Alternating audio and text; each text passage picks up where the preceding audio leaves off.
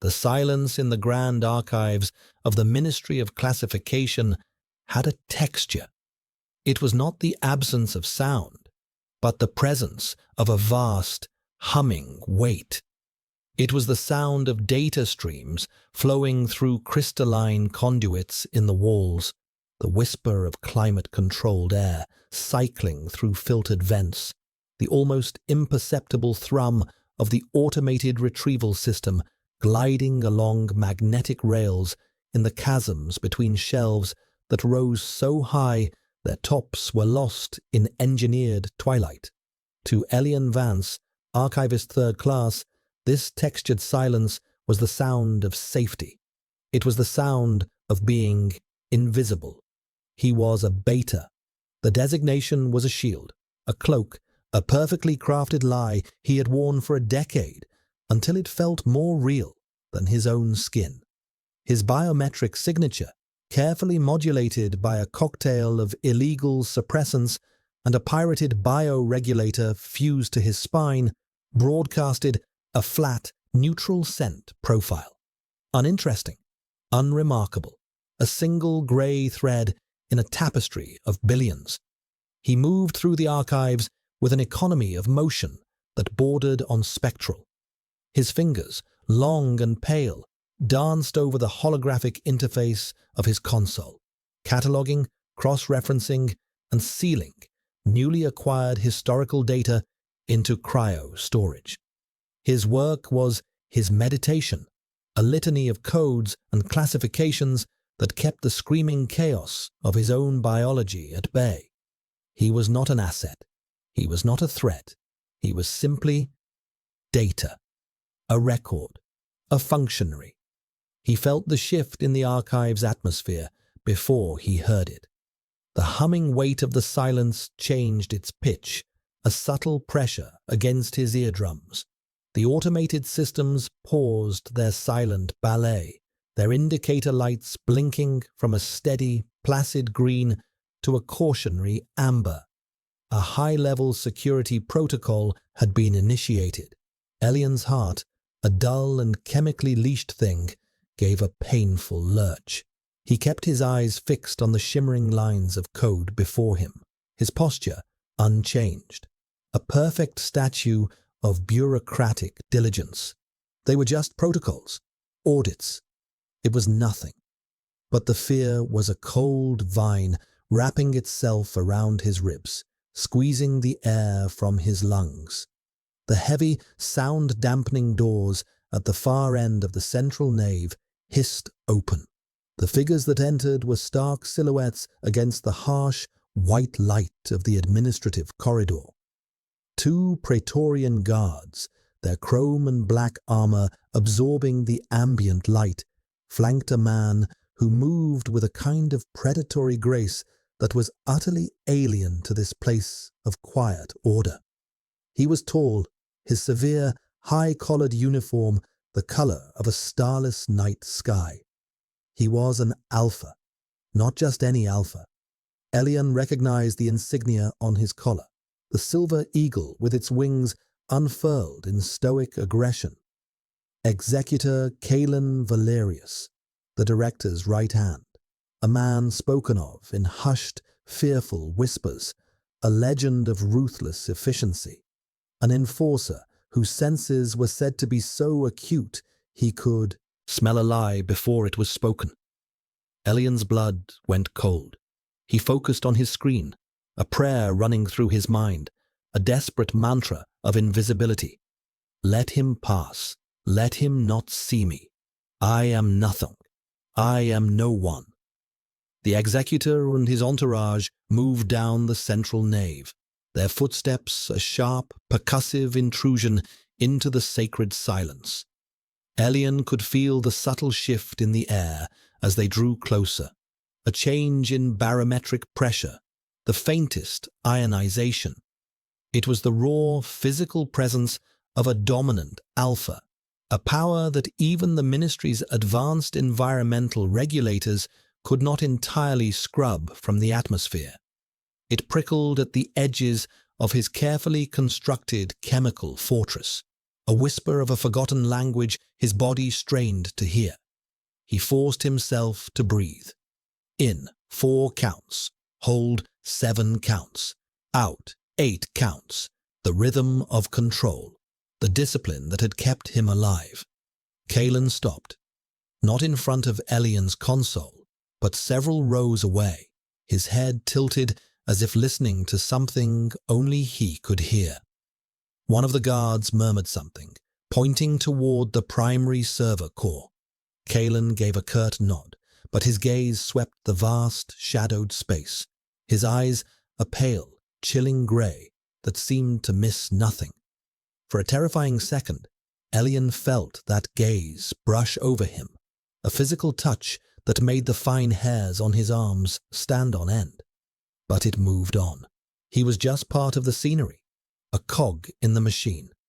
Relief, sharp and dizzying, washed over him, leaving him weak. The audit team proceeded toward the core, their purpose clear. They were here to sanitize, to verify, to ensure the absolute integrity of the system. Elian was safe. The encounter was over before it had even begun. He allowed his shoulders to relax by a fraction of a millimeter, his fingers resuming their silent dance on the console.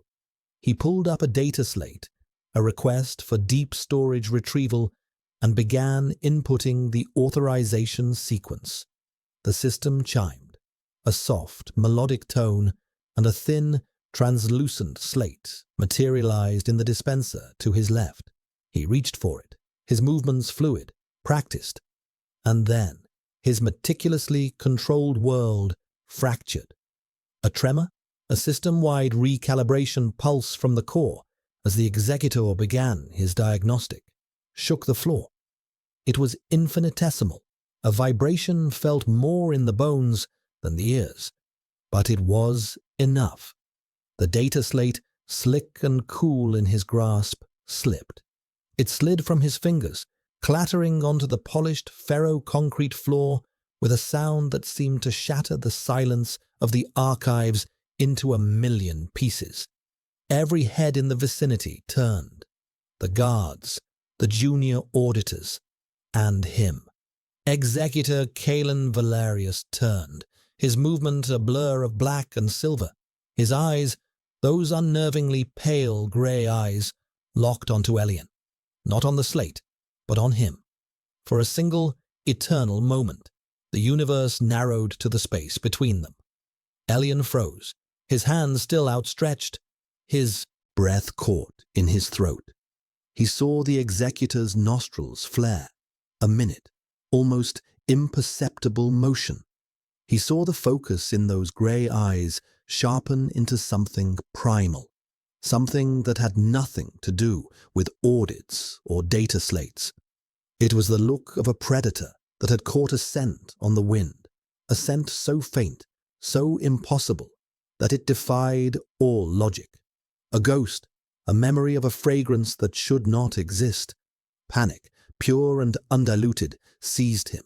He bent down in a jerky, graceless movement, his hand trembling as he snatched the slate from the floor. He did not look up. He could not. He could feel the weight of that stare, a physical force pinning him to the spot.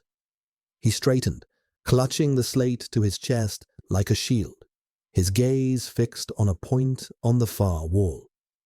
"My apologies, executor," he murmured, his voice a dry rasp, barely audible. "Clumsy of me." He turned, intending to retreat to the safety of his console, to dissolve back into the background. But Kalen moved. He had crossed the 10 meters between them in a few silent, fluid strides, and now he stood directly in Elian's path.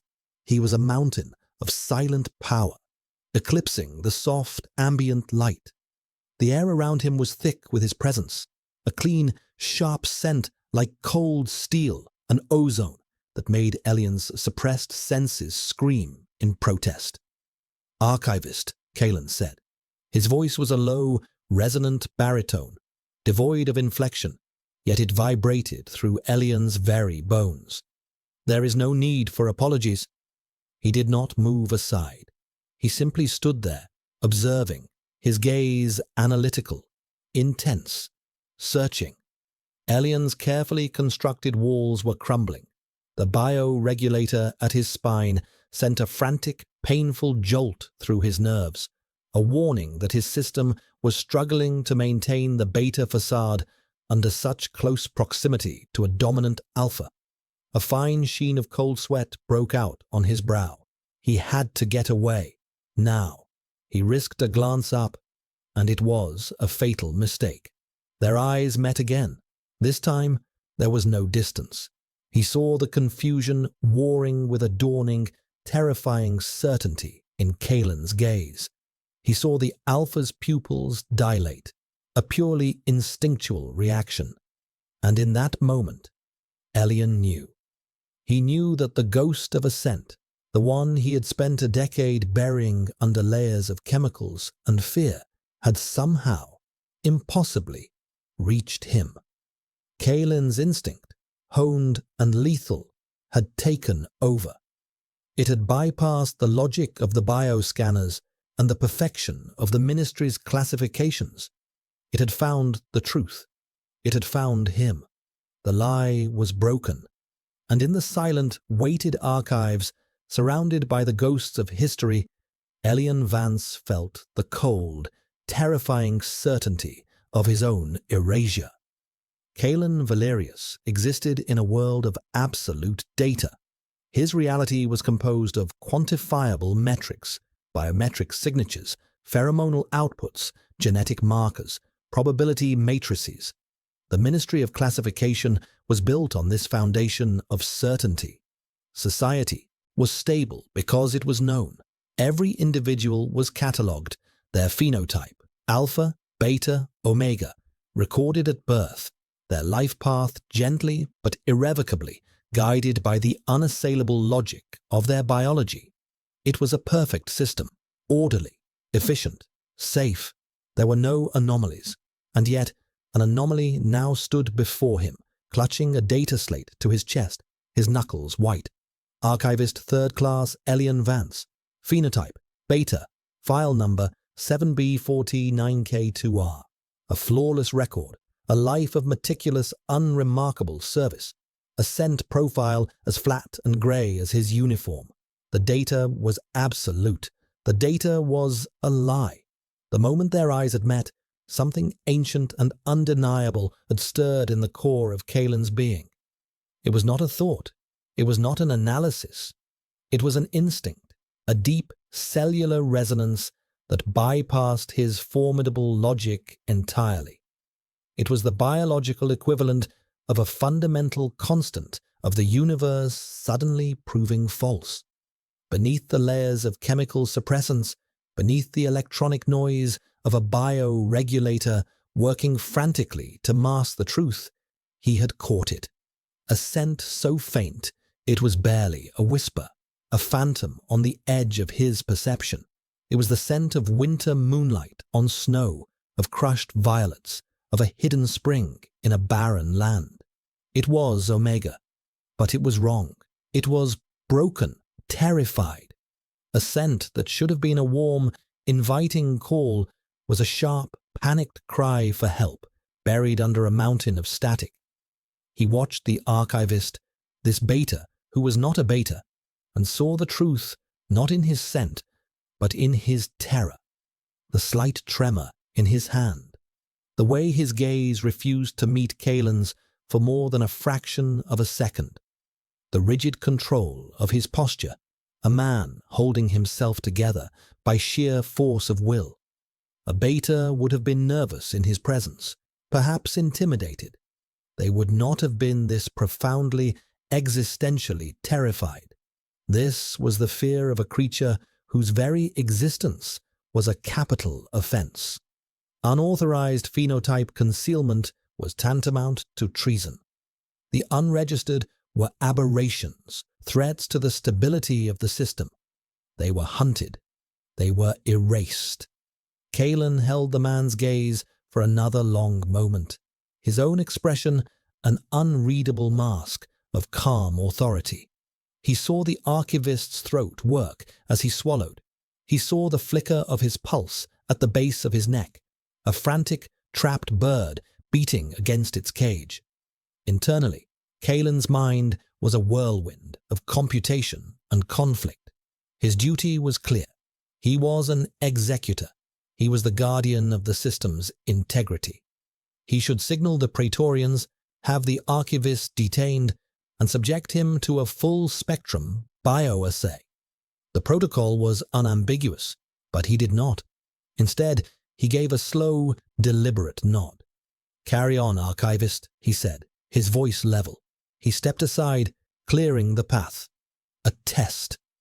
He watched as Elian Vance practically fled, his movements stiff with suppressed panic. The man did not look back. He slid the data slate into his console, his back a rigid line of tension, and became, once more, a statue of bureaucratic efficiency. But the mask was cracked. Kalen could see the fine tremors running through his shoulders. The performance was flawless, but the performer was breaking. He turned and continued his inspection of the server core, his demeanor unchanged. He issued orders, reviewed security logs, and ran diagnostics with his usual cold precision. To any observer, he was the perfect executor, the embodiment of the ministry's will.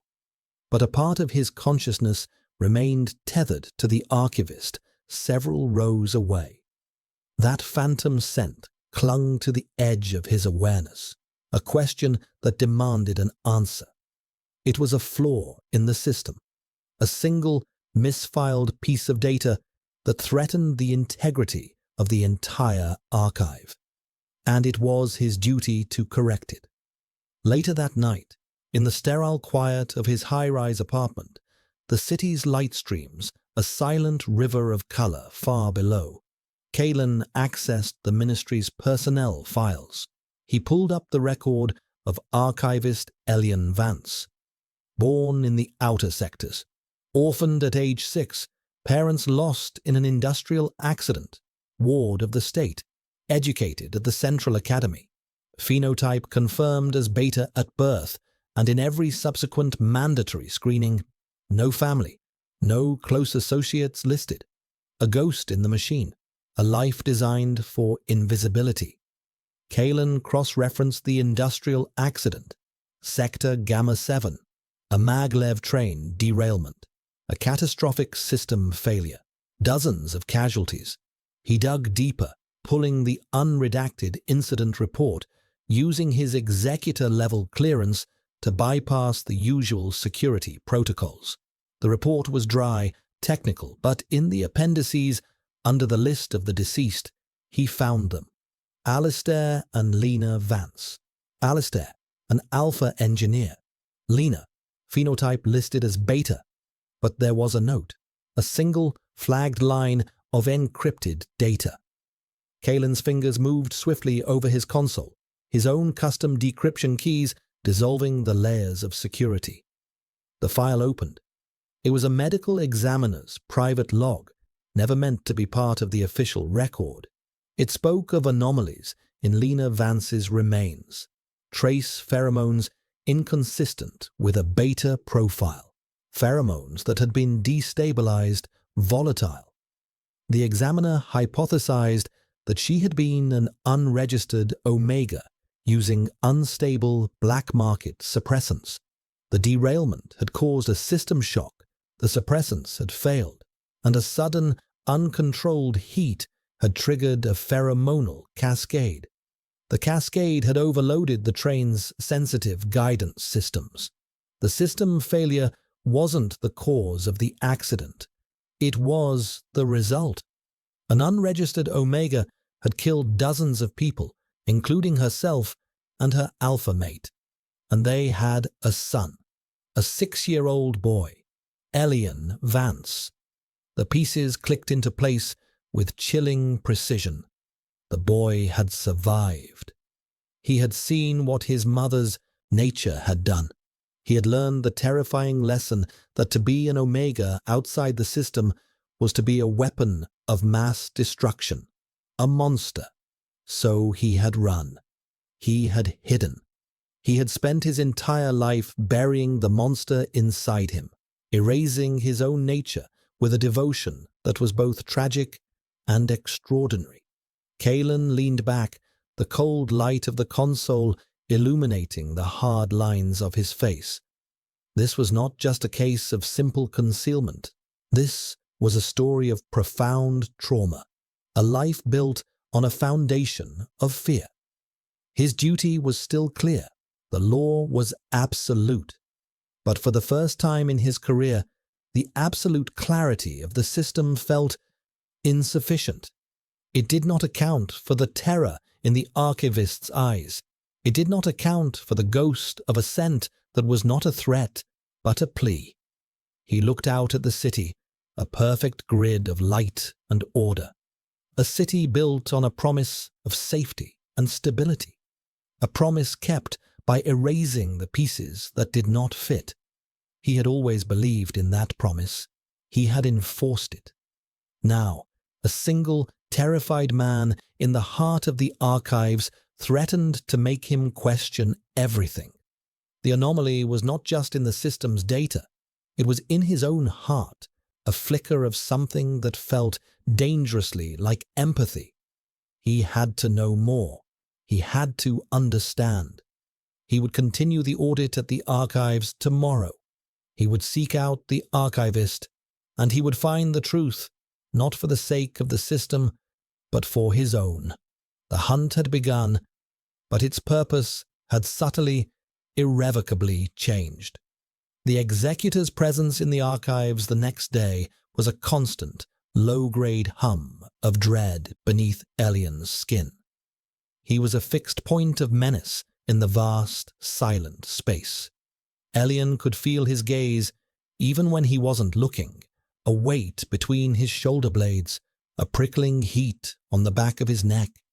He tried to lose himself in his work, in the cold, hard logic of data classification, but his focus was shattered. Every soft chime of the system made him jump.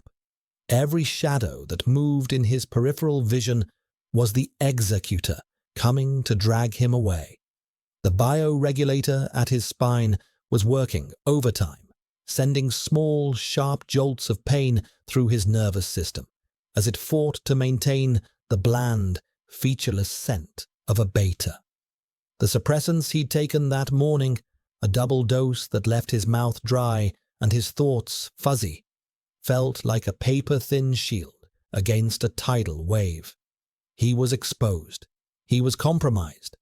The lie was fraying at the edges, and the executor, with his predator's senses, was circling, waiting to pull the loose thread that would unravel him completely. He felt a desperate, clawing need for more suppressants, a stronger dose to shore up his crumbling defenses.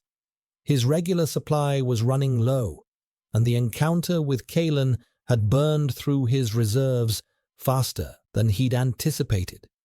He would have to contact Reese. It was a risk. Every trip to the Undercity, every clandestine meeting was a roll of the dice. But the alternative, being discovered, was not a risk. It was a certainty. During his designated midday respite, he slipped away from the archives, not to the sterile commissary where the other functionaries ate their nutrient paste in companionable silence, but to a secluded communications node in a disused service corridor. The air here was thick with the smell of ozone and old machinery, a welcome change from the scrubbed, sterile atmosphere of the main complex. He keyed in a coded message, his fingers flying over the public terminal's interface. His message, a string of seemingly random alphanumeric characters that only Reese would understand. Supply critical. Protocol Epsilon. Usual location. Sunset. The reply was almost instantaneous. A single, untraceable character. K. Confirmation. Elian deleted the message chain, wiped the terminal's cache, and walked away, his heart a frantic drum against his ribs. The brief interaction left him feeling raw and exposed. He felt a sudden, vivid memory surface, unbidden. He was 7 years old, huddled in the sterile white room of the state wardship facility. The assessment officer, a beta with kind eyes and a weary smile, was asking him questions about the accident, about his parents. He had answered in a monotone, the words coached into him by a memory of his mother's desperate, tearful whisper from long ago. "Never let them know, my sweet boy. Never let them see the real you. It's a curse. You must be a beta. Promise me. Promise me you'll be safe." He had promised. He had learned to control his breathing, to still his heart, to suppress the sweet, telltale scent that would sometimes bloom on his skin after a nightmare. He had learned to be grey, to be invisible, to be the perfect little beta orphan the state wanted him to be. The memory was so sharp, so painful, it made him stumble. He leaned against the cold wall of the corridor, his breath coming in shallow gasps. The grief and the fear of that small lost boy were still inside him, a radioactive core he had spent his life containing. That boy was the secret Kalen was hunting. He returned to the archives, his composure a fragile shell. He tried to focus on his console, but the executor was there again, standing near the central index, ostensibly conferring with a senior archivist. But his attention was not on the data stream. Elian could feel it. He was watching, waiting. The afternoon stretched into an eternity. The hum of the archives, once a sound of comfort, now felt like the buzz of a predator's wings. He felt a feverish heat begin to build deep within him, a familiar and terrifying symptom. The double dose of suppressants was destabilizing his system. Or perhaps it was the sustained proximity to the executor. The constant, low-level pheromonal pressure from the alpha was like a physical force, battering against his defenses, calling to the part of him he had sworn to kill. He had to get out. He filed a request for early dismissal, citing a mild indisposition. The request was approved instantly by the automated system. Freedom was just a few 100 meters away. He gathered his things, his movements deliberately slow and casual, and began the long walk toward the exit. He kept his eyes down, his path tracing a wide arc around the spot where the executor stood. Archivist Vance, the voice, that calm, resonant baritone, cut through the silence and stopped him dead. It was not a request. It was a summons. He turned slowly, his body rigid with dread. Executor Kalen was walking toward him, his expression unreadable. "A moment of your time," he said, his voice quiet, yet it carried an authority that permitted no refusal. He stopped a few feet from Elian, his presence dominating the space between them. "I was reviewing the security logs from yesterday's system pulse. There was a minor energy fluctuation localized to your terminal just before you dropped the data slate.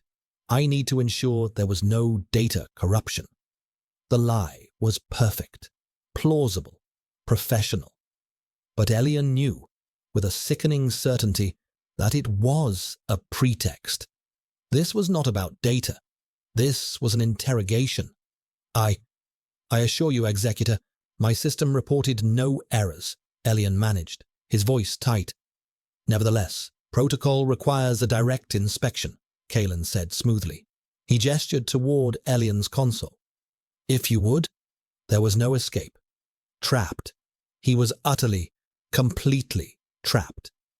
He led the way back to his console, every step an exercise in agony. He felt like an animal walking into a snare. The scent of the bait, a false sense of security, overwhelmed by the cold, metallic smell of the trap itself. He stood beside his console as Kalen leaned in, his large frame boxing Eliorn against the workstation. The executor's scent, ozone and cold steel, was overwhelming now, flooding Elion's senses, making his head swim.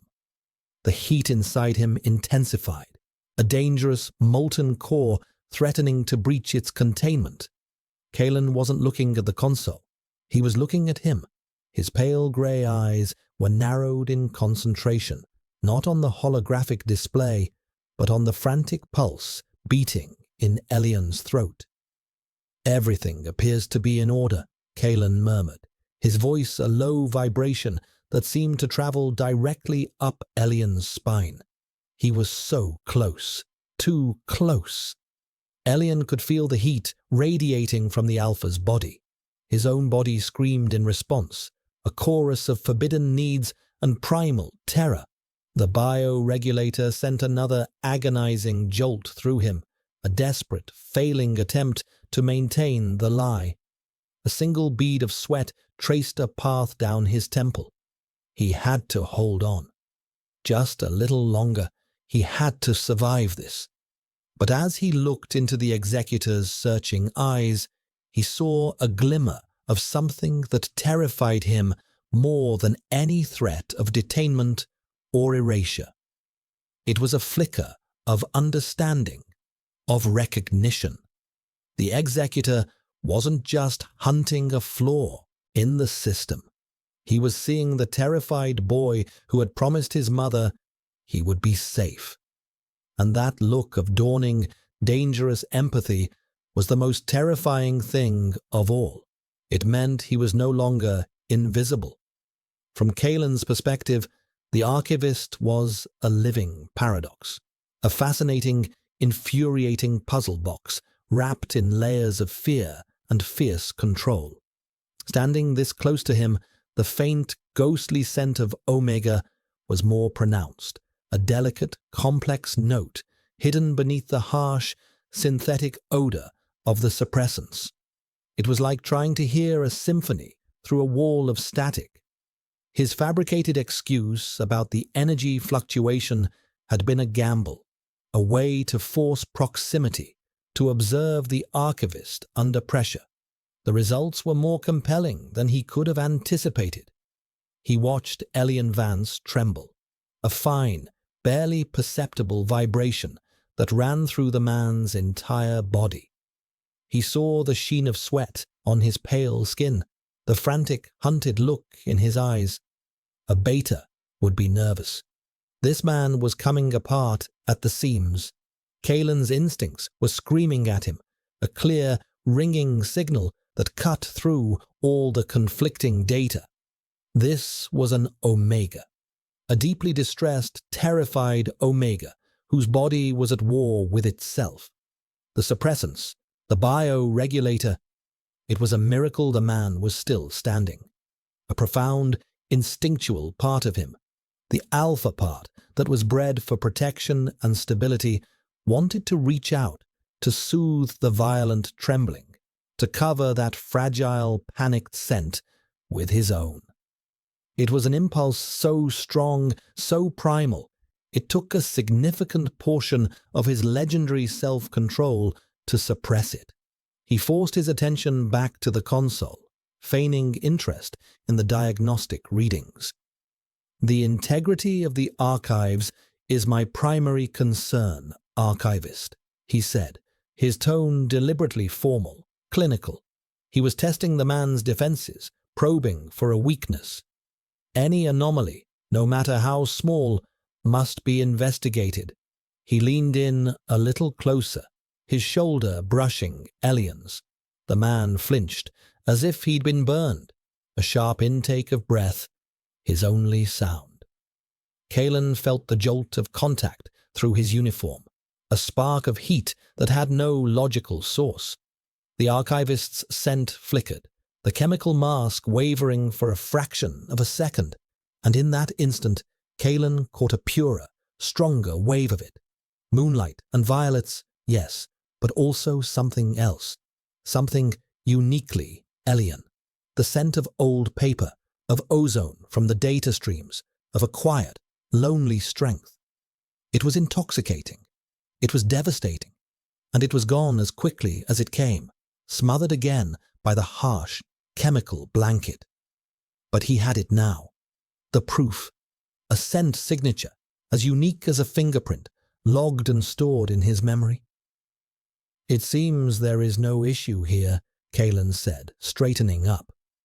He allowed a fraction of the tension to leave his posture, a calculated move to give the archivist a moment to recover.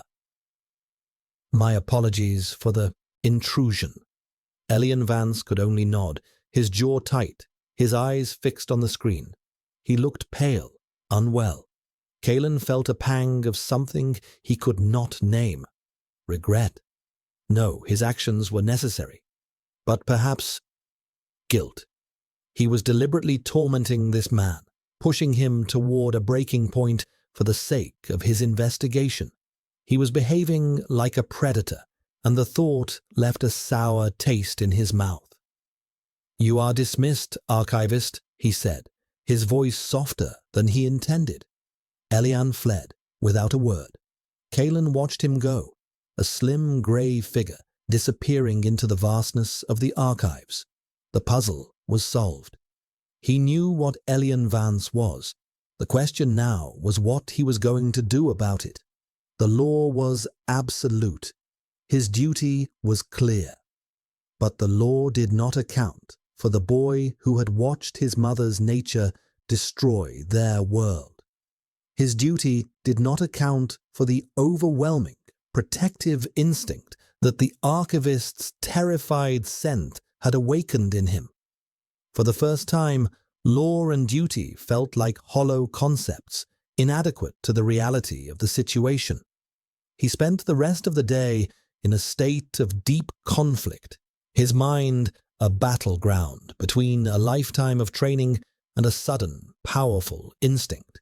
He was the system's enforcer, its unfeeling blade. But the blade had struck something that was not a threat, but a victim, and in doing so, the blade itself had been changed. As sunset approached, casting long geometric shadows across the city, he made a decision. He would not file a report. Not yet. He needed more information, but not from the ministry's databases. He needed it from the source. He placed a tracking flag on Elian Vance's public transport credentials, a simple, low-level surveillance protocol that would not raise any alarms. He needed to know where the archivist was going. He needed to understand the shape of his secret life. The system pinged a few hours later. Elian Vance had disembarked from the public maglev not in his designated residential sector, but deep in the industrial zones bordering the Undercity, a place of shadows and secrets where the ministry's grip was weakest. Kalen stood, his decision made. He shrugged off the formal executor's uniform, replacing it with the simple, dark fatigues of a praetorian on off-duty hours. It was anonymous, practical. He was no longer Executor Kalen Valerius, the instrument of the system. He was just Kalen, a man following an instinct he did not fully understand. He descended into the city's lower levels, the clean, filtered air of the spire growing thick and heavy with the smell of industry, unscrubbed humanity, and decay. The perfect order of the upper city gave way to a chaotic tangle of pipes, walkways, and makeshift structures. This was the city's underbelly, the place where people like Elian Vance came to find the things the ministry did not permit. He followed the tracker's signal, moving through the shadows with a practiced silence. The signal led him to a crowded, noisy market, a place lit by flickering neon and holographic advertisements for black market cybernetics and illicit chemicals. He saw him then. Elian. He looked smaller here, more fragile without the institutional backdrop of the archives. He was huddled in the mouth of a dark alley, his posture tense, his gaze darting nervously through the crowd. He was waiting. Kalen melted into the shadows across the thoroughfare, his senses on high alert. He watched as another figure emerged from the alley's depths, a wiry beta with nervous eyes and quick, furtive movements. Reese. The name came from a note in Elian's file about a former academy classmate, a known associate, but the connection had been flagged as dormant for years. Clearly, it was not. He watched as Reese passed a small metallic case to Elian. Suppressants, a fresh supply, enough to keep the lie alive for another cycle. Elian transferred the payment, a string of untraceable crypto credits, and the deal was done. But as Elian turned to leave, Reese grabbed his arm, his expression urgent. Kalen was too far away to hear their words, but he could read the body language. Reese was warning him, pleading with him. He saw Elian shake his head, his expression a mixture of desperation and grim resolve. He pulled his arm free and slipped back into the crowd, the case clutched tightly in his hand. Kalen's jaw tightened. This was the life Elian had been forced to live, a life of shadows, back alley deals, and constant gnawing fear, a life spent running from himself. And Kalen, in his capacity as executor, had just pushed him closer to the edge. He had become part of the terror that haunted this man's life. The realization settled in his gut like a block of ice. His investigation had been a violation, a cruel, calculated application of pressure on a man who was already breaking. He had to fix this. He had to find a way to pull Elian back from the precipice he himself had pushed him towards. He began to follow Elian again, his purpose no longer to investigate, but to protect. The hunter had, without realizing it, become the guardian. The small metallic case in Elian's pocket felt both as heavy as a lead weight and as fragile as an eggshell. It was his salvation and his poison. The suppressants Reese had given him were a new formulation, stronger, faster acting, and infinitely more dangerous. "You can't keep this up, Eli," Reese had hissed, his fingers digging into Elian's arm, his face etched with genuine fear. "You doubled the dose. Your system is already redlining. This new batch, it could kill you. It could trigger a cascade failure. You'll have a heat, right here, in the middle of everything." Elian had just shaken his head, the words caught in his throat. What could he say? That an executor of the ministry, a man with the senses of a bloodhound, had him in his sights. That the alternative to this risk was not a manageable consequence, but absolute, erasure. He had pulled away, the desperation a cold, hard knot in his stomach. The walk back to the maglev station was a blur of paranoid awareness.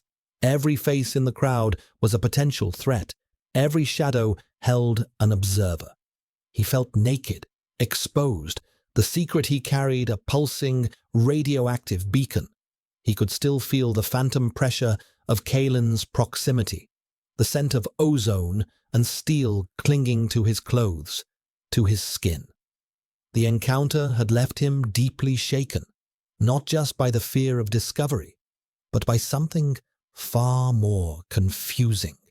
For a fleeting moment, when the executor had been standing so close, when the world had narrowed to the space between them, the frantic, terrified screaming in his own body had quieted.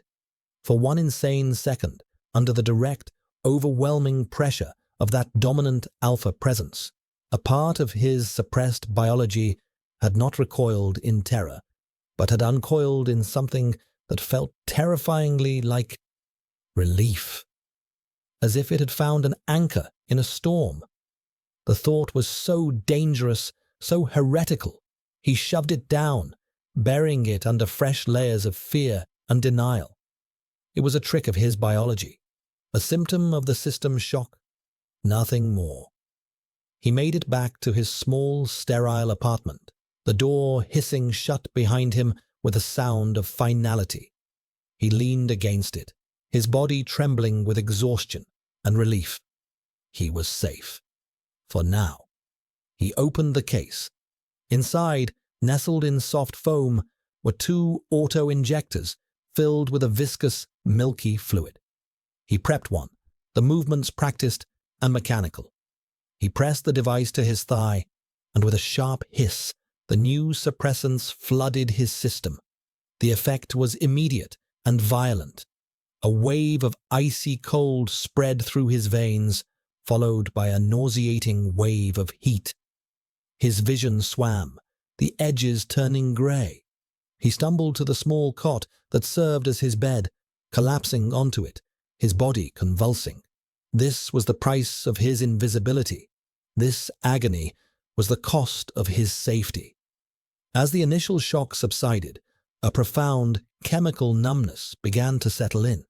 His senses, already dulled by years of suppression, were now almost completely muted. The ambient hum of the building faded to a distant murmur. The faint smell of recycled air and old synth fabric disappeared. It was like being submerged in water, the world a distant, blurry thing. And with the numbness came the silence. The screaming of his own biology was finally, blessedly, quiet. He was a beta again. He was safe. He was a lie.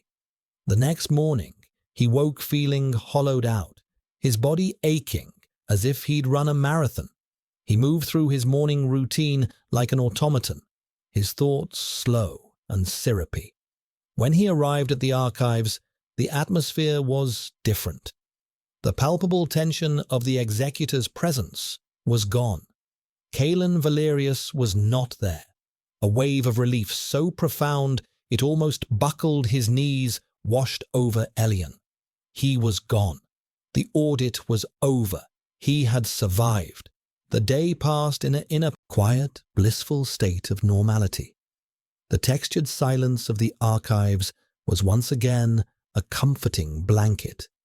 Elian worked with a renewed focus, losing himself in the clean, orderly world of data. He allowed himself to believe that the nightmare was over, that he had passed the test, that he had been deemed unremarkable and uninteresting, and had been forgotten. It was a foolish hope. As his shift was ending, a message pinged on his private comms channel, bypassing the official ministry servers. It was an encrypted, anonymous signal. His blood ran cold. Only a handful of people had this channel, and Reese would never use it unless it was a life-or-death emergency. With trembling hands, he opened the message. It contained no text, just a set of coordinates, a time, and a single, stark image. It was a security still, time-stamped from the previous night. It showed him in the Undercity market, his face pale and strained, and in the background, half hidden in the shadows, but unmistakable to anyone who knew who to look for, was the tall, imposing figure of Executor Kalen Valerius. He had been followed. He had been seen. The meeting, the suppressants, his entire secret life had been laid bare. This message was not a warning from Reese. The encryption was too sophisticated, the signal routing too clean. This was from the executor himself.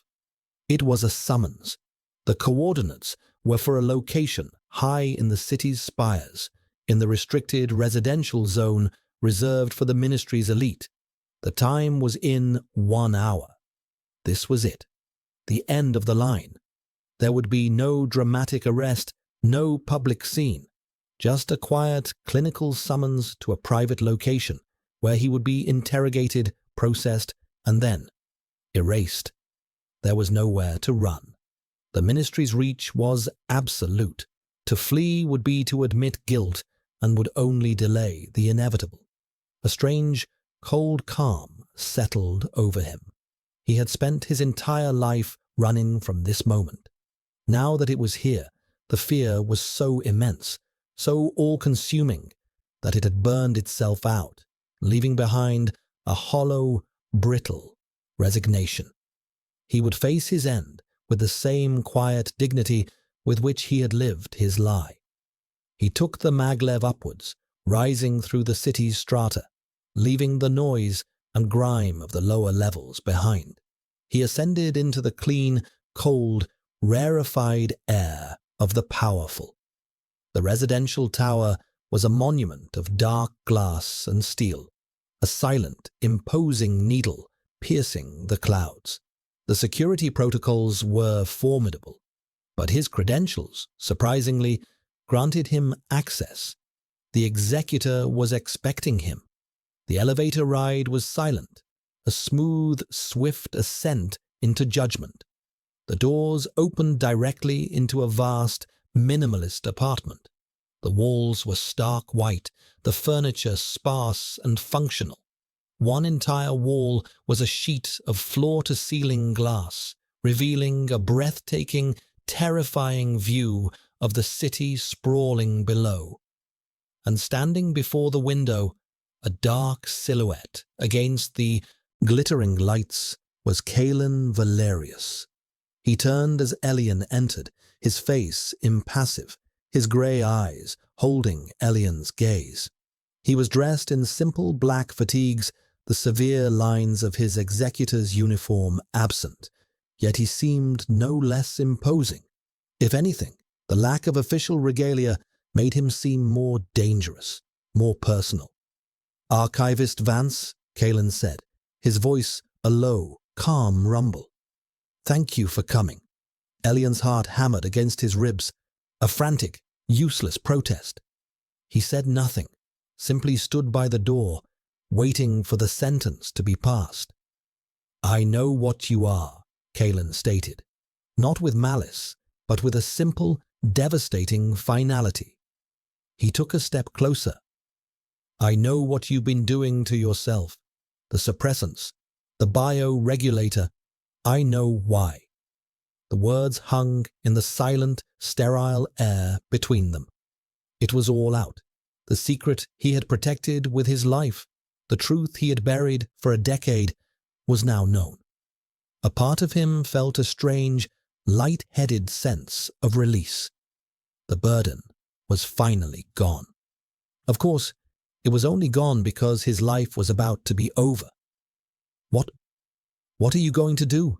Elian whispered, the words tasting like ash in his mouth. Kalen stopped, standing just out of arm's reach. His expression was serious, his grey eyes searching Elian's face. "That," he said slowly, "is what I have yet to decide." And in that moment, the carefully constructed numbness from the new suppressants began to crack. Under the weight of the Alpha's focused, intense presence, a tremor started deep inside him. A flicker of heat. The powerful, dangerous chemicals were beginning to fail.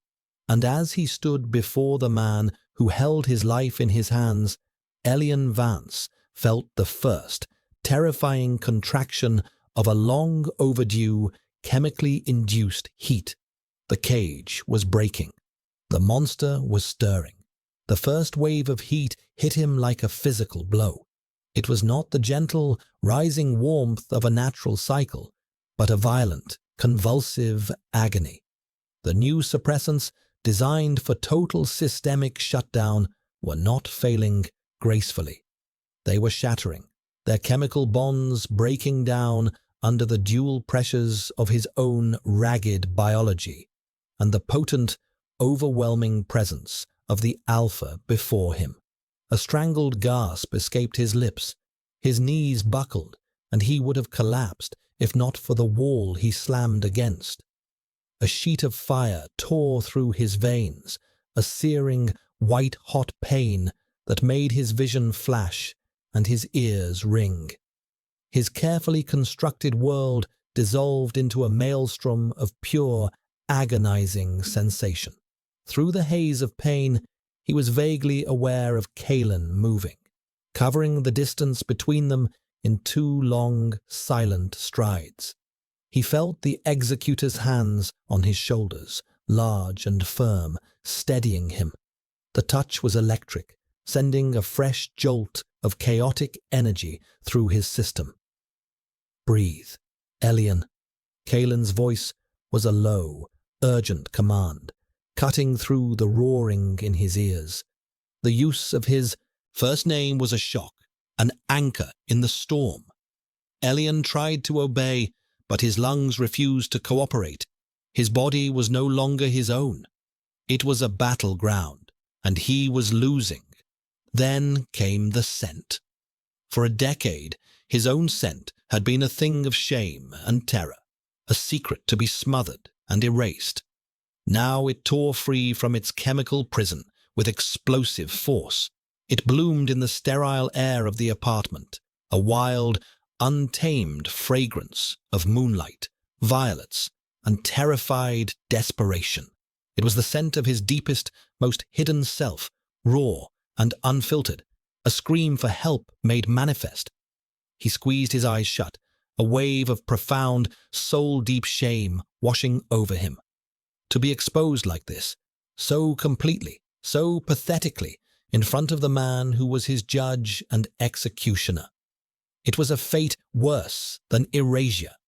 He braced himself for the reaction he had been taught to expect his entire life: disgust, aggression, the predatory response of an alpha to an omega in distress. But it didn't come.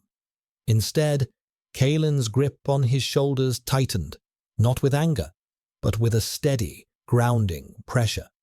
And then the executor did something that shattered Elian's understanding of the world. He released his own scent. It was not an act of dominance, not a display of power designed to overwhelm and intimidate. It was a controlled, deliberate release, a wave of calm, protective energy. The sharp scent of ozone and cold steel softened, deepened, infused with something warmer, something that smelled of clean earth and ancient stone. It was the scent of a safe harbor, of a mountain shielding a valley from the wind. It wrapped around Elian's own frantic, panicked scent, not smothering it, but containing it, soothing it. It was an instinctual gesture as old as their biology, the alpha's automatic response to protect a vulnerable member of its pack. Kalen's control was absolute. He was using his own primal nature not as a weapon, but as a shield. "It's a cascade failure," Kalen said, his voice low and steady beside Elian's ear. "The suppressants created a hormonal debt. Your body is trying to pay it all at once." He guided Elian away from the wall, toward a low couch in the center of the room. Elian's legs were shaking too badly to support him. He was half carried, half dragged, his head spinning. Kalen lowered him onto the cool, synthetic leather. The pain was still immense, a series of racking, full-body tremors, but the shame was beginning to recede, replaced by a profound, disorienting confusion. This was not how it was supposed to happen. Executors did not comfort unregistered omegas. Alphas did not shield the broken. "The system is wrong," Kalen stated, his voice quiet but resonant with a conviction that shook Elian to his core. He was kneeling in front of the couch now, his grey eyes level with Elian's. The analytical coldness was gone, replaced by a fierce, focused concern. "It classifies you as a threat, a biohazard, an anomaly to be corrected. But my own instincts, they tell me something else. They tell me to protect." He was defying the system, the very system he was designed to embody. He was choosing his own primal instinct over a lifetime of doctrine and duty. The revelation was so staggering, Elian could barely process it through the waves of pain. Another spasm racked his body, a pained cry torn from his throat. Kalen reached out, his hand hesitating for a moment, before it rested gently on Elian's forehead. His palm was cool, his touch firm. It was the first gentle, non-clinical touch Elian had felt in over a decade. The simple human contact was so overwhelming, so foreign, that tears sprang to his eyes, cutting hot tracks through the sheen of sweat on his face. "I am not going to hurt you, Elian," Kalen said, his voice a low, solemn vow. "I am not going to turn you in. Whatever happens, you will be safe here." The words were an absolution Elian had never dared to dream of. He had lived his life believing his nature was a curse that would inevitably destroy him. He had accepted his fate. But here, in the heart of the system that condemned him, its ultimate enforcer was offering him sanctuary. The sheer impossible grace of it broke through the last of his defenses. The fear, the pain, the loneliness of a lifetime of hiding, it all came pouring out in a single, ragged sob. He curled in on himself, the heat a relentless tide, the world reduced to the cool touch of Kalen's hand on his skin, and the steady, protective scent of steel and stone that promised, against all logic, that he was no longer alone. Kalen stayed with him, a silent, unwavering presence, as the chemically induced heat raged. He brought him water, his movements efficient and precise. He laid a cool, damp cloth on Elian's forehead. He did not speak much, allowing the silence to hold the space between them. His actions spoke louder than any words could. He was not treating Elian as a classification or an anomaly. He was caring for a person in agony. As the hours passed, the violent peaks of the heat began to subside, leaving behind a deep, throbbing ache and a profound exhaustion. The fire in his veins cooled to embers. Elian lay on the couch, his body limp, his mind clearer than it had been in days. The chemical fog had lifted, and for the first time since childhood, his senses were his own. He could smell the subtle scent of Kalen, the clean air of the apartment, the distant electric tang of the city. He could feel the texture of the couch beneath him, the weight of the thin blanket Kalen had draped over him. He was raw, vulnerable, but he was present. He was himself. He turned his head, his gaze finding Kalen, who sat in a chair nearby, watching over him, his posture relaxed but vigilant. Their eyes met in the quiet, dim light of the apartment. There were no more secrets between them, no more lies. "Why?" Elian whispered, his voice hoarse. "Why are you doing this?" Kalen considered the question for a long moment, his grey eyes thoughtful. "When I was a boy," he began, his voice low and introspective, "my instructor at the academy told me that the system is perfect because it is rational. It replaces messy, unpredictable instinct with clean, logical order.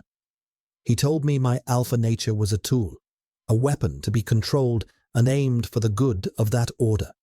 For my entire life, I believed him."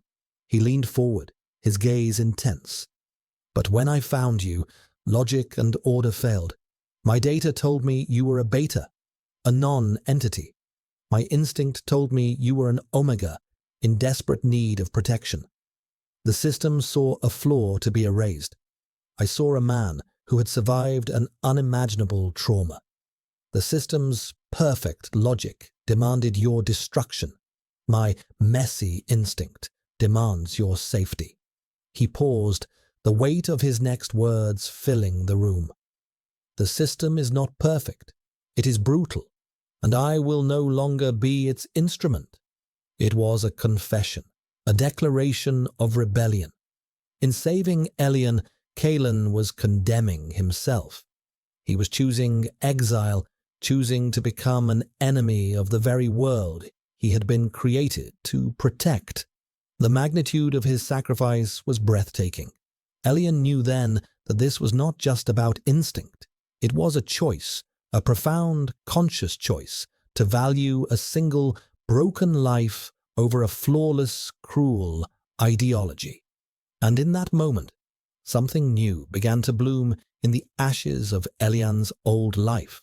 Not fear, not shame, but a fragile, tentative seedling of trust.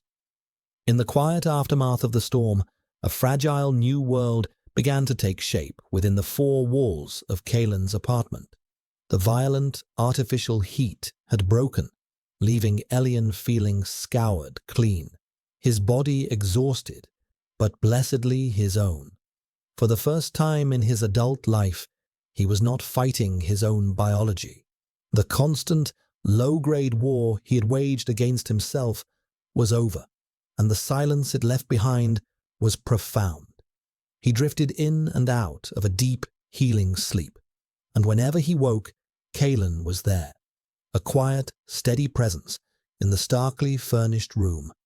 He would bring Elian nutrient broth, his movements economical and gentle, his expression unreadable, but for the focused concern in his pale eyes. There was an unspoken agreement between them, not to talk about the future, not yet. The present was too new, too raw. Instead, they existed in a series of quiet, shared moments. Kalen would sit by the window overlooking the city, nursing a cup of bitter kaf, lost in thought.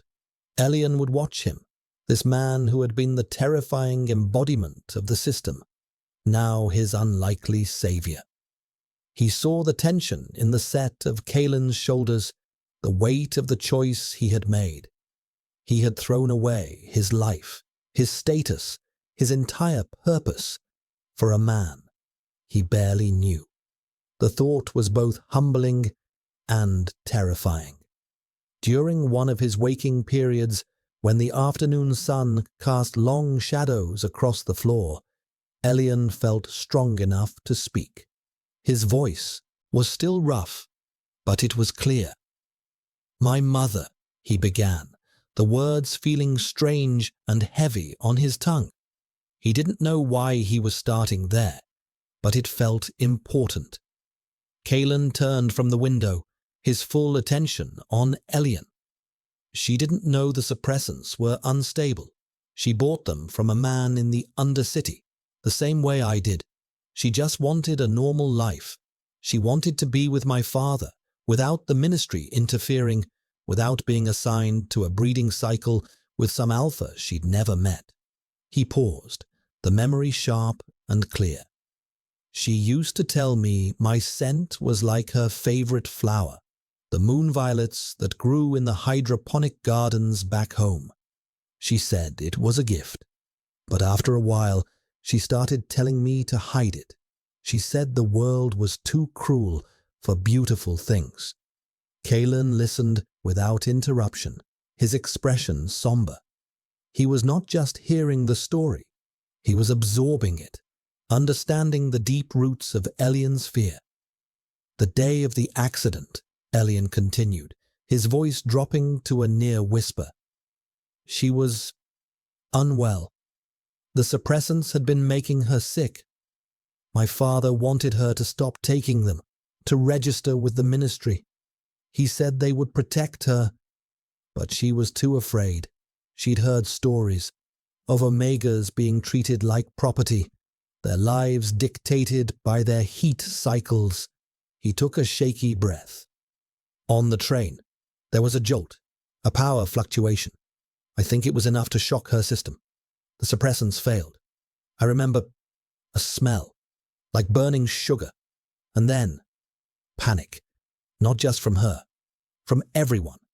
The alphas on the train, they reacted. It was chaos. The train's systems overloaded.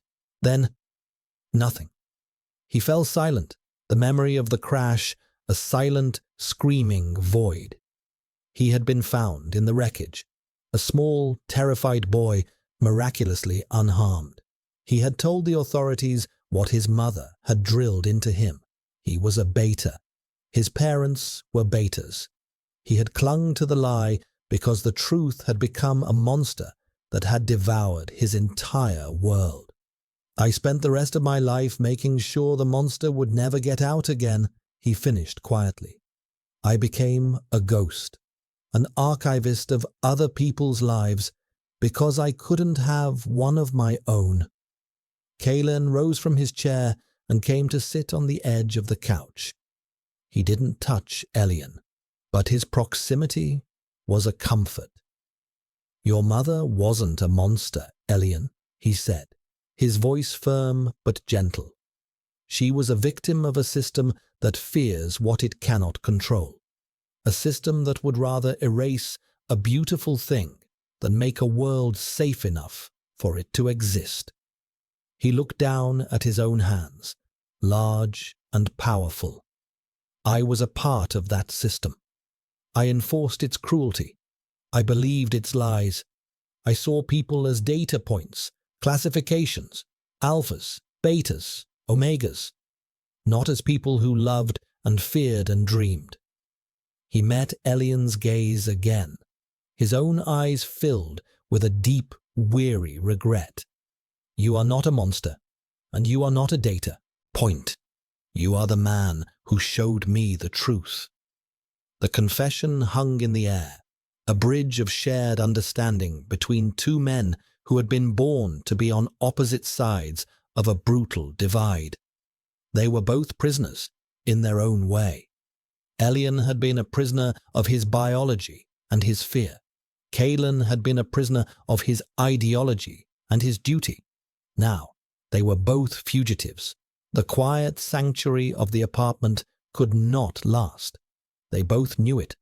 The ministry would not simply allow an executor to vanish, and the sudden, unregistered pheromonal spike from Elian's heat, no matter how high up they were, would have been detected by the city's atmospheric sensors. An anomaly, a flaw in the data. It would be investigated. They will come for us, Elian said, the statement a simple fact, not a question. Yes, Kalen confirmed, his expression hardening, the calm guardian replaced by the calculating executor. They will send a retrieval team, likely led by Executor Kane. He is my second. He is as I was, ruthless, efficient, and utterly loyal to the system. What do we do? Elian asked, a tremor of the old fear returning. Kalen's gaze was sharp, focused. The ministry believes it is infallible because its data is comprehensive. Its greatest strength is its knowledge. That will also be its greatest weakness. I know their protocols. I know their tactics. I know how they think. And they have one critical blind spot. What is it? They believe that instinct is a weakness, a flaw to be controlled. They will not anticipate us using it as a weapon. He stood up, a new energy about him, the strategist taking over. We cannot stay here. We have to move, but not down into the Undercity. That will be the first place they look. We must go up. Elian looked at him, confused. Up? Up where? Kalen's lips curved into a faint, grim smile. To the one place in this city where the surveillance is thinnest, where the protocols are lax, the place they believe is most secure, and therefore guard the least. He gestured toward the ceiling. The spire's service levels, the maintenance shafts, the climate control systems, the city's bones. It's a maze up there, a place a ghost could disappear into. The plan was insane. It was desperate, but it was a plan. For the first time, Elian felt a flicker of something other than fear or resignation. It was a spark of defiance. He was no longer just running from his past. He was running toward an unknown future with an unlikely ally by his side. He pushed himself into a sitting position, his muscles aching but obedient. Okay, he said, his voice steady. What do I need to do? Kalen looked at him, a flicker of approval in his eyes. The terrified archivist was gone. In his place, was a survivor. For now, Kalen said, you need to rest, conserve your strength. The next few hours will be difficult. But as he said it, a soft, insistent chime echoed through the apartment, a security alert from the building's main entrance. Kalen's head snapped toward the door, his body instantly tensing, every line of him radiating a sudden, lethal alertness. The chime sounded again, more urgent this time. They were out of time. They were already here. The transition from protector to warrior was instantaneous. One moment, Kalen was a figure of calm reassurance. The next, he was a predator poised to strike. His entire demeanor shifted, his body coiling with a contained, dangerous energy. The air in the room grew thick with it, and his scent sharpened, the notes of earth and stone giving way to the pure, cold threat of steel. "They're early," he said, his voice a low, clipped growl. He moved to a panel on the wall, his fingers flying across the holographic interface, pulling up the building's security feeds. The image that appeared showed a team of 6 Praetorian guards in the lobby, their chrome and black armor gleaming under the harsh lights. At their head stood a man with a face like a blade, his features sharp and unforgiving, his eyes a pale, cold blue. Executor Kane. "They've initiated a containment protocol," Kalen analyzed, his voice devoid of emotion. "They'll seal the floor, then breach. Standard procedure. Predictable." He turned to Elian, his grey eyes locking onto him, sharp and commanding. "There is a service hatch in the back of the nutrient synthesizer. It leads to a vertical maintenance shaft. It will take you to the upper levels. Go, now." Elian was frozen for a second, his heart seizing with a fresh wave of terror. Flee? Leave Kalen to face them alone? "I'm not leaving you," he said, the words coming out with a surprising firmness. Kalen's expression softened for a fraction of a second. "I will follow. My presence will slow them down. They are here to retrieve an asset, not to engage in a firefight in a residential spire. Their orders will be to take me alive. I will use that." He strode to a hidden compartment in the wall, retrieving a heavy, matte black sidearm and a tactical harness. "You are the priority, Elian. Your survival is the only acceptable outcome. Do you understand?" The logic was brutal, but undeniable. Elian was the mission. Kalen was the diversion. With a final, reluctant nod, Elian scrambled toward the small kitchen alcove. He found the hatch, a small, almost invisible seam in the wall behind the synthesizer. As he worked the release mechanism, he heard a loud, metallic thud from the apartment's main entrance, followed by the hiss of a plasma torch. They were cutting through the door. His fingers fumbled with the latch, his panic making his movements clumsy. "Elian," Kalen's voice was calm, cutting through his fear. "Focus. You can do this." Elian took a deep breath, forcing the tremor from his hands. The latch clicked open. He pulled the heavy, insulated panel away, revealing a dark, narrow shaft, humming with the flow of power and data conduits. The air that wafted out was cool and smelled of ozone. Just as he was about to climb in, Kalen was there, pressing something cold and metallic into his hand. It was a comm unit, small and discreet. "Stay on this channel. Once you are clear, I will find you. Now go." There was no time for another word.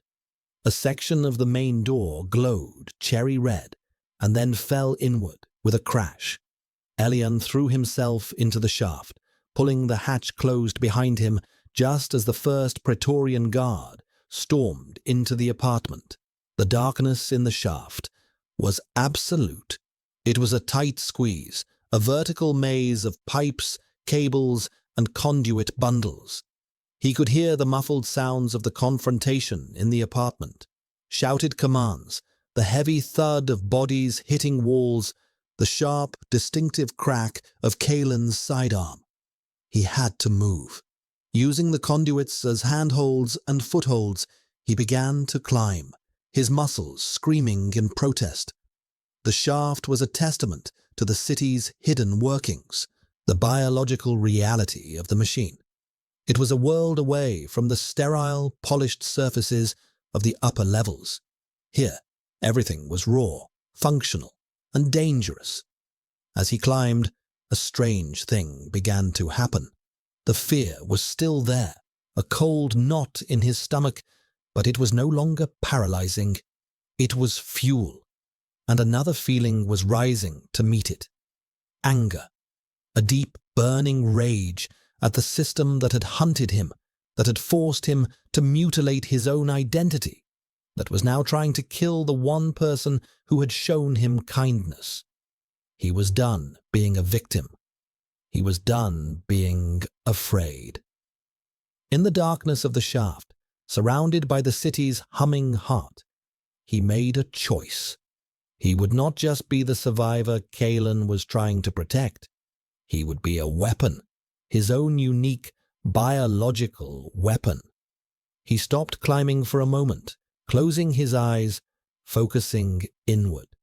He reached for his scent, the thing he had spent his life suppressing.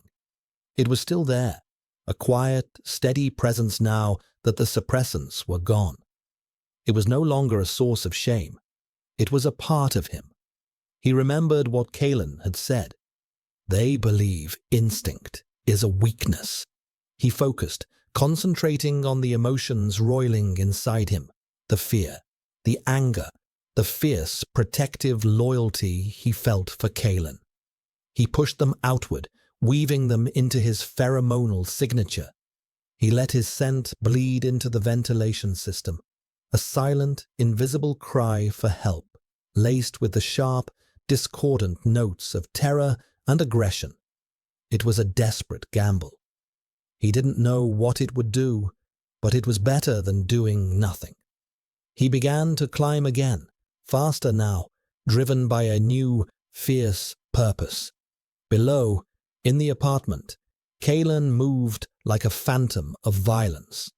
He had disarmed the first two guards before they even registered his position. He used their own rigid, predictable formations against them, turning their greatest strength, their coordinated teamwork, into a weakness. He was not trying to kill them. He was disabling them, using his superior knowledge of their armor's weak points to deliver precise, incapacitating blows. But there were 4 more, and Executor Kane was directing them with cold, tactical genius. "Valerius, stand down," Kane's voice echoed in the ruined apartment. "You are a valued asset of the ministry. Don't force me to neutralize you." "My name is Kalen," he bit out, slamming a guard into a wall, the man's helmet cracking on the impact. "And I am no one's asset." He was being pushed back, cornered. Kane was good. He anticipated Kalen's moves, boxing him in. It was only a matter of time. And then he felt it. A subtle shift in the atmosphere, a scent on the recycled air. Alien. It was faint, but it was there. And it was weaponized. It was a complex, chaotic signal of pure, undiluted distress, sharp with notes of panic that were designed to trigger a primal, protective response in any alpha who smelled it. But it was also laced with something else, a thread of aggression, of challenge. It was a scent that screamed danger and protect me in the same breath. The effect on the Praetorians was immediate and catastrophic. They were alphas, trained to control their instincts, but they were not immune. The conflicting signals overloaded their senses, their disciplined cohesion fractured. They hesitated, their movements becoming uncertain. One guard instinctively turned toward the ventilation duct, his training warring with a primal urge to locate the source of the distressing scent. Kane himself faltered, his cold composure cracking for a fraction of a second as he processed the impossible sensory input. An Omega. Here. It was all the opening Kalen needed. He moved through their confusion like a blade, a whirlwind of precise, disabling strikes. In seconds, the remaining guards were down, groaning on the floor, their armor sparking. Only Kane was left standing, his sidearm raised, his face a mask of disbelief and fury. "What is this, Kalen? What have you done?" "I've simply corrected a flaw in the system," Kalen said, his own weapon leveled at his former subordinate. The two men stood in a tense standoff, two sides of the same coin, the loyalist and the rebel. But before either could act, Kalen's comm unit crackled to life. "Kalen," Elian's voice was breathless, strained. "I'm in the Central Climate Control Nexus, level 147. But there are more of them. They're sealing the sector." Kane's eyes widened in understanding. "The anomaly. It's with you." Kalen didn't hesitate. He fired, not at Kane, but at the massive pane of glass that made up the apartment's wall. The reinforced plasteel spiderwebbed, then exploded outwards with a deafening roar. The wind howled into the room, a vortex of pressure. He used the momentary chaos to act, not attacking Kane, but lunging toward the opening. For a terrifying second, he stood on the precipice, the city a glittering chasm below. Then he leaped. He caught hold of a maintenance conduit running along the building's exterior, his muscles straining. Without a backward glance, he began to climb, a dark figure scaling the impossible heights of the spire, disappearing into the city's steel and glass skeleton. He was no longer an executor. He was a fugitive, and he was going to save his Omega. The Central Climate Control Nexus on level 147 was a cavernous space, a cathedral of machinery. Massive turbines as large as houses hummed with a deep, resonant power, circulating the air for the entire upper spire. Walkways and gantries crisscrossed the chasm, suspended in a web of steel and light. The air was cool and clean, but to Elian's newly awakened senses, it was a tapestry of information. He could smell the ozone from the turbines, the hot metal of the machinery, and beneath it all, the faint, mingled sense of the thousands of people who lived and worked in the levels below. And he could smell the approaching threat, the clean, antiseptic odor of the Praetorians' armor and the sharp, metallic tang of their weapons. They were close. He flattened himself behind a large condenser unit, his heart pounding. He had done what he could, broadcasting his distress, but it had been a desperate, unfocused gambit. Now trapped in this vast space, he felt small and vulnerable again. He fumbled for the comm unit Kalen had given him. "Kalen, they're here. They're sealing the exits." He waited, his breath held.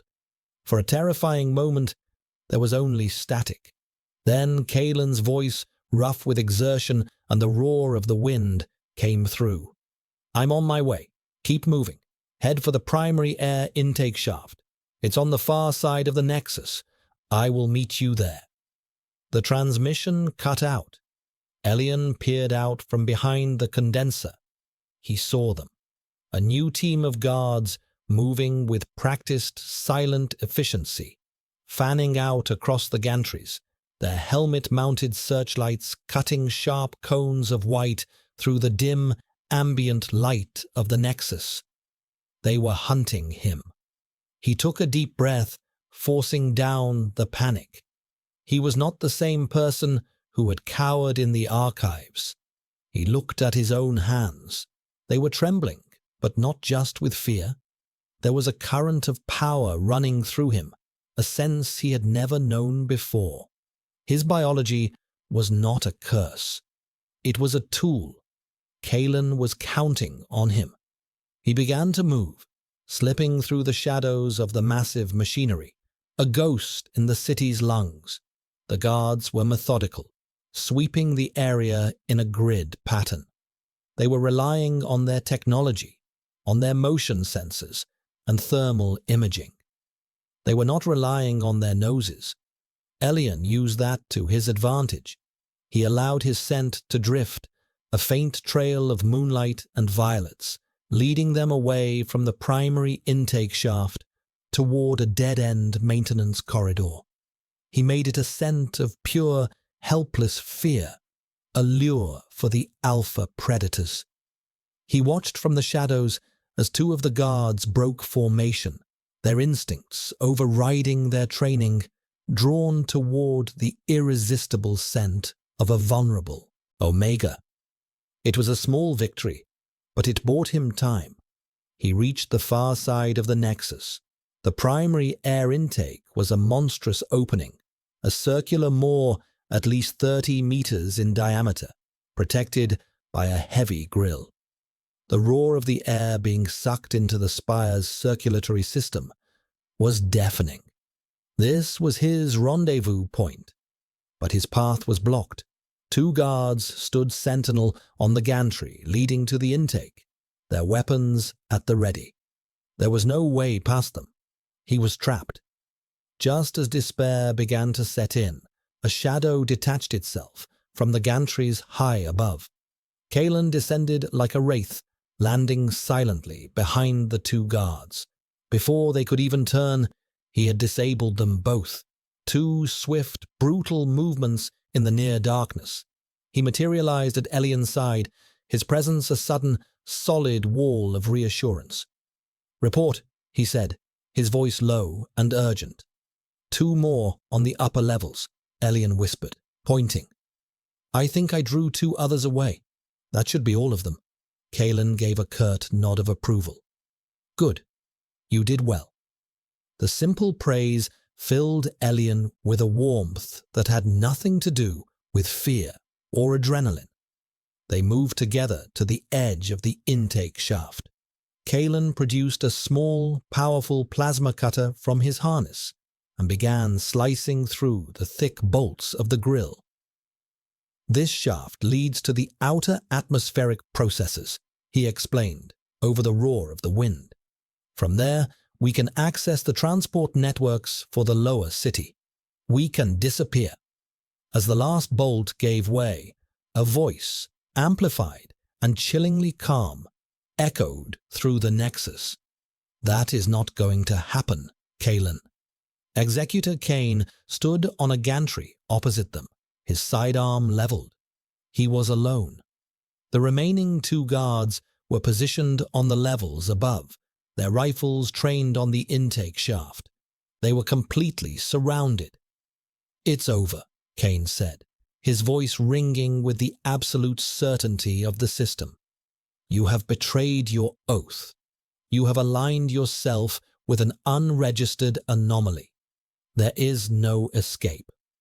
Kalen pushed Elian behind him, shielding him with his body. He raised his own weapon, the two executors locked in a mirror image standoff. "The only anomaly here, Kane, is a system that demands we sacrifice our humanity for the sake of order." "Humanity is flawed. Instinct is chaos," Kane retorted, his voice like ice. "The ministry is salvation from that chaos. You, of all people, should understand that." Elian watched them, two powerful alphas, two perfect products of the same ideology, now set on a collision course.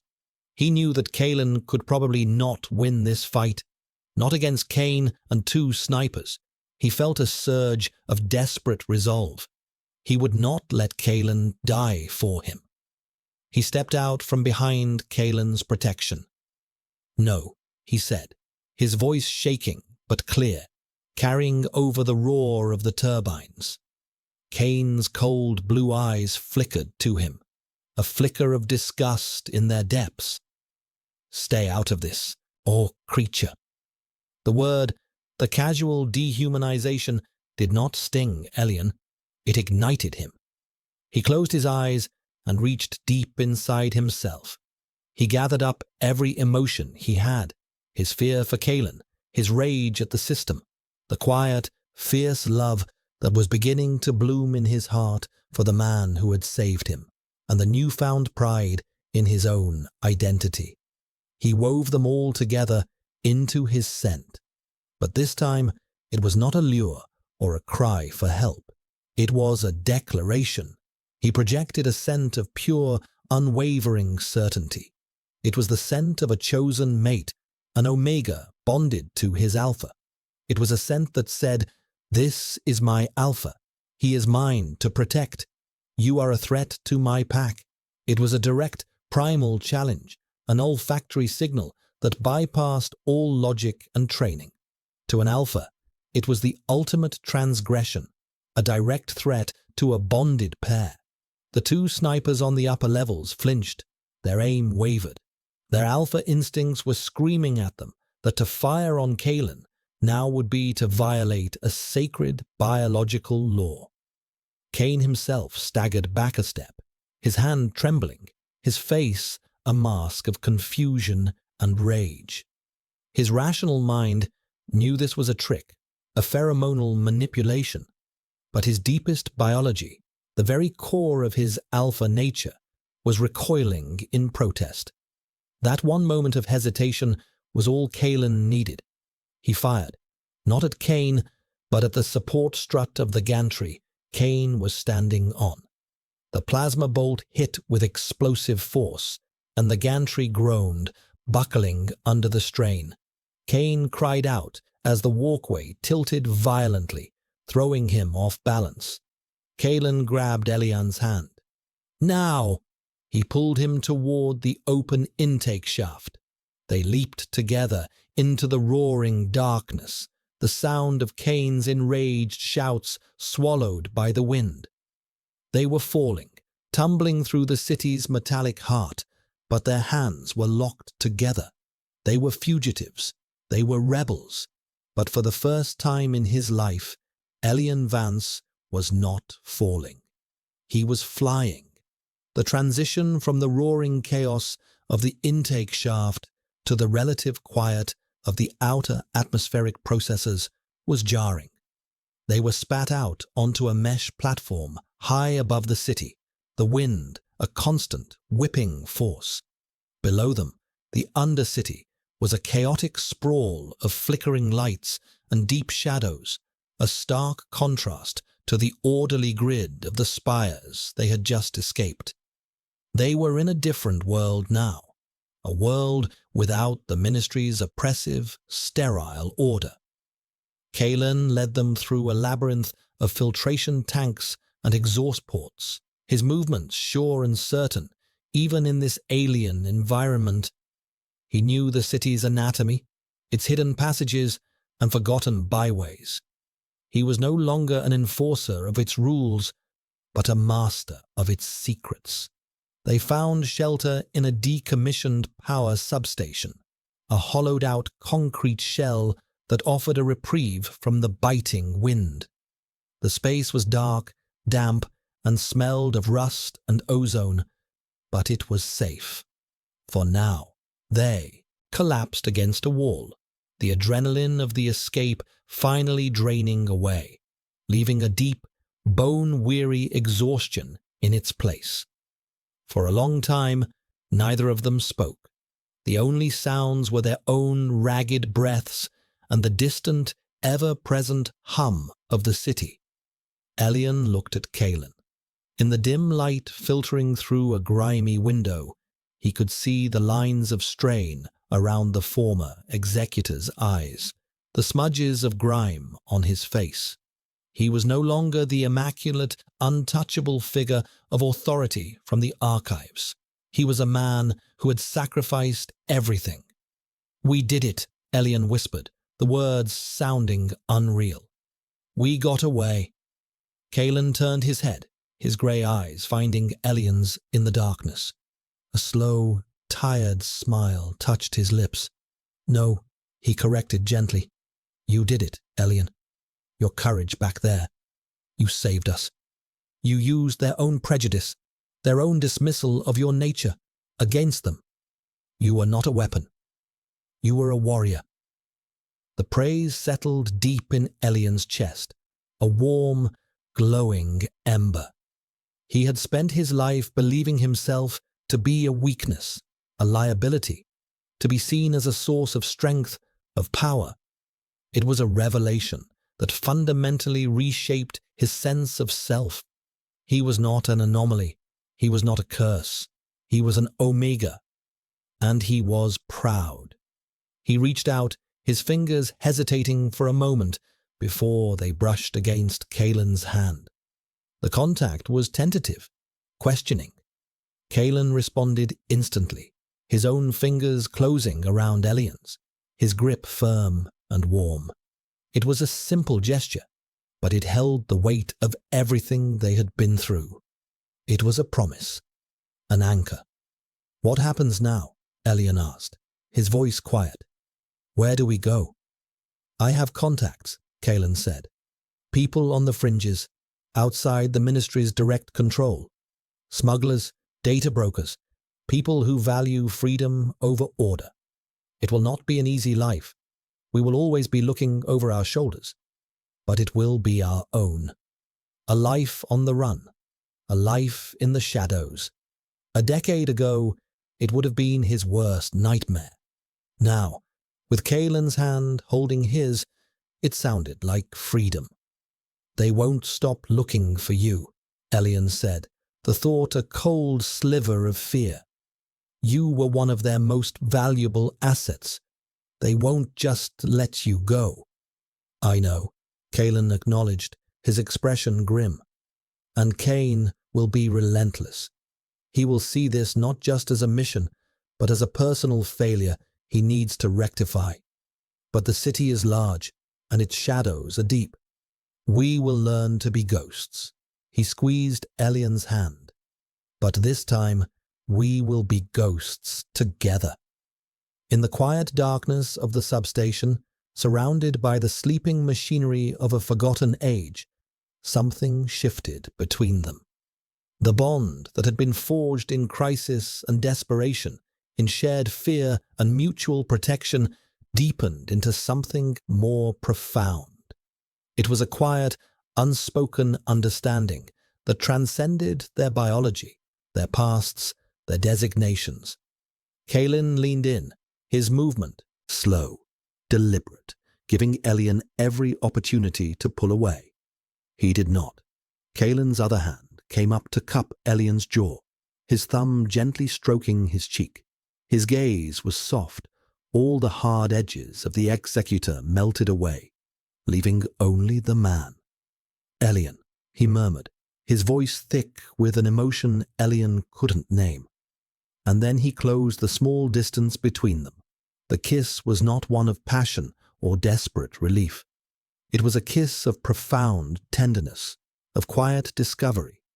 It was a sealing of the vow they had made to each other, a silent acknowledgement of the new world they had chosen to build together. In that kiss, Elian felt the last of the terrified boy inside him finally fall silent. He was no longer a secret to be kept. He was a man to be loved. They were fugitives. They were exiles. The system that had defined their lives was now their implacable enemy. The future was a vast, terrifying unknown. But as they held each other in the heart of the city's forgotten bones, they were not afraid. They had found something more powerful than the ministry's order, more enduring than its sterile perfection. They had found each other. And in a world built on lies, their truth was a rebellion. Their love was a revolution. The first crack in the foundation of a flawless, cruel world. Their journey was just beginning, but they would face it together. Two ghosts haunting the edges of the system, their hands intertwined, a quiet, defiant promise against the coming dawn.